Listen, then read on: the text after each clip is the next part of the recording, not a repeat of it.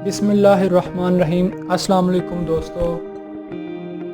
जी हाँ, छोटे गोश्त की सबसे मज़ेदार रेसिपी आज हम आपके लिए लेके आए हैं मटन कोरमा। मटन कोरमा की रेसिपी के लिए सबसे पहले हमें चाहिए 1 किलो छोटा गोश्त, जो हम पानी डालकर बॉयल करने के लिए चूल्हे के ऊपर रख देंगे। और इसके बाद हम इसकी स्पाइसेस देख लेंगे कौन कौन से स्पाइसेस इसमें ऐड होने हैं। सबसे पहले सुरख मिर्च पाउडर, नमक, गरम मसाला पाउडर, लहसुन का पेस्ट, सब्ज़ मिर्च बारीक कुटी हुई और अदरक स्लाइसिस गार्निशिंग के लिए। अब कढ़ाई में हम थोड़ा सा घी डाल के उसको गर्म कर लेंगे। इसमें हमने लहसुन का पेस्ट जो है ना वो डाल दिया है और इसको भून लेंगे अच्छी तरह से। आँच तो हमारी हल्की थी, अब हमने आँच तेज़ की है इसकी।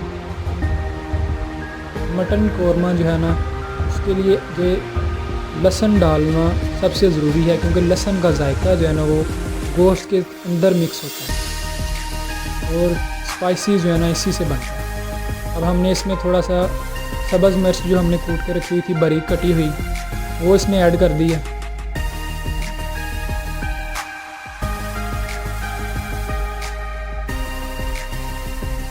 इसको साथ साथ हिलाते जाना ताकि ये जल ना जाए और इक्वल पके। अब इसमें हमने सुरख मिर्च पाउडर थोड़ा सा ऐड किया है और साथ ही हमने थोड़ा सा पानी ऐड कर दिया, क्योंकि घी गर्म होता है और मिर्च डालते ही उसके जल जाने का खदशा होता है। साथ में हमने नमक भी डाल दिया इसके अंदर और गरम मसाला पाउडर भी इसके अंदर ऐड कर दिया। थोड़ा सा पानी इसके अंदर और डालना पड़ेगा। इसको अच्छी तरह से मिक्स करके इसके अंदर थोड़ा सा पानी और डालेंगे ताकि जो है ना जितने भी मसाले हमने इसके अंदर ऐड किए हैं वो अच्छी तरह से पक जाएं, गल जाएं और कोई भी इसके अंदर जो ना जले ना घी की वजह से। अब इसके अंदर हम बॉयल किया हुआ मटन जो है डाल देंगे और मटन की यखनी भी साथ ही डाल देंगे। बस थोड़ा सा पानी रह जाता है जब इसको बॉयल करना, बिल्कुल थोड़ा सा पानी डाल के बॉयल करना है। बड़े एहतियात के साथ हमने सारा मटन जो है ना वो कढ़ाई में डाल दिया और इसको अच्छी तरह से मिक्स करना, हिलाना है ताकि सारे मटन के साथ जो है ना वो मसाला हमारा जो पहले से बना हुआ था वो साथ लग जाए और उसका जायका जो है उसके अंदर जाना शुरू हो जाए। इसको अच्छी तरह से बड़े एहतियात के साथ हिलाएंगे। मटन कोरमा में इसको बार बार हिलाना पड़ता है। अब हमने इसमें दही ऐड कर दिया है। मटन कोरमा में दही की बड़ी इंपॉर्टेंस है। जो कोरमे के अंदर खटास है वो दही ऐड करने से ही आएगी। वैसे भी आम सब्जियों में भी कुछ लोग दही ऐड कर लेते हैं, लेकिन मटन कोरमे के अंदर जो है दही बहुत ज़रूरी है ताकि इसकी खटास आए और ये ज़्यादा स्पाइसी बने। और हमने इसको ढाँप के रखा था दही डालकर, और उसको एक दफ़ा फिर मिक्स करेंगे ताकि दही जो है ना जिस तरह पका हुआ था वो सारा बराबर जो है ना वो मसाले में मिक्स हो जाए। मज़ीद इसको थोड़ी देर ढाँप के रखेंगे। अब जितना भी इसको पकाना है ढाँप कर पकाना है ताकि जो है ना जितना हमने इसके अंदर मसाला वगैरह ऐड किया है वो गोश्त के अंदर रच जाए और गोश्त के अंदर से उसके जायके हैं सारे।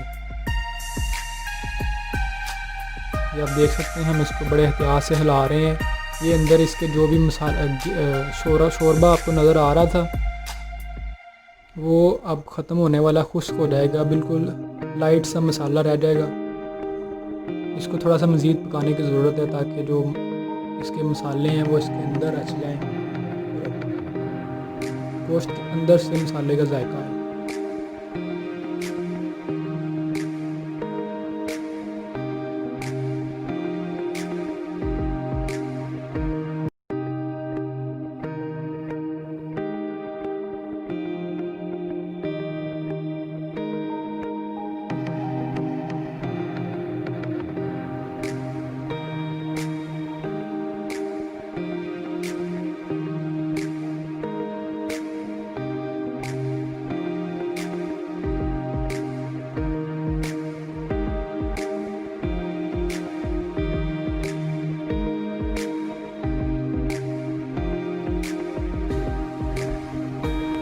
माशाल्लाह माशाल्लाह आप देख सकते हैं ऊपर से कितना प्यारा नज़र आ रहा है। और अब हमने साथ ही इसकी गार्निशिंग कर दी है।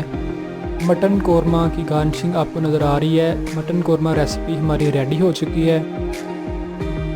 अगर आप मटन कोरमा बनाना चाहें, घर में ट्राई करना चाहें, तो आप हमारी इस मटन कोरमा की रेसिपी को स्टेप बाय स्टेप देखकर मटन कोरमा बना सकते हैं।